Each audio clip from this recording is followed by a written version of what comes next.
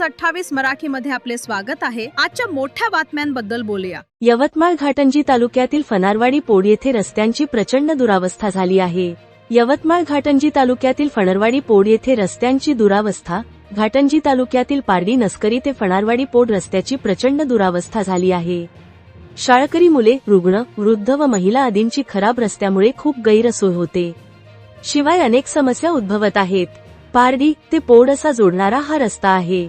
येथील ग्रामस्थ व प्रवासी दळणवळणासाठी या रस्त्यावर अवलंबून आहेत।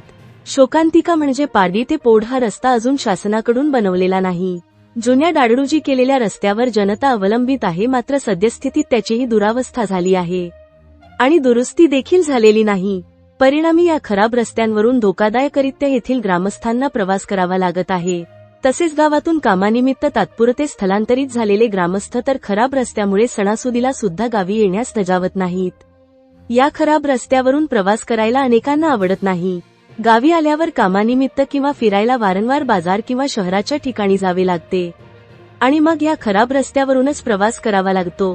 त्यामुळे खूप गैरसोय होते, अपघाताचा धोका देखील आहे। परिणामी हे टाळण्यासाठी गावी न येणेच अनेक जण नाईलाजाने स्वीकारत आहेत।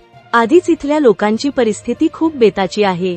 महिन्याचे वाणसामान व आठवड्याचा भाजीपाला आणायचा असेल, काही इमर्जन्सी असेल, शेतीचे सामान असेल किंवा शासकीय कामे आदी कामांसाठी त्यांना तालुक्याच्या ठिकाणी जावे लागते।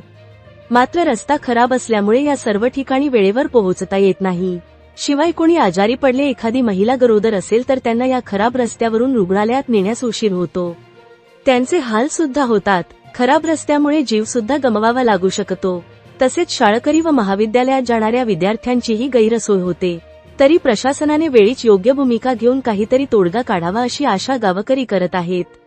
इंडिया न्यूज 28 यवतमाळ, जिल्हा प्रतिनिधी नितीन पवारची रिपोर्ट।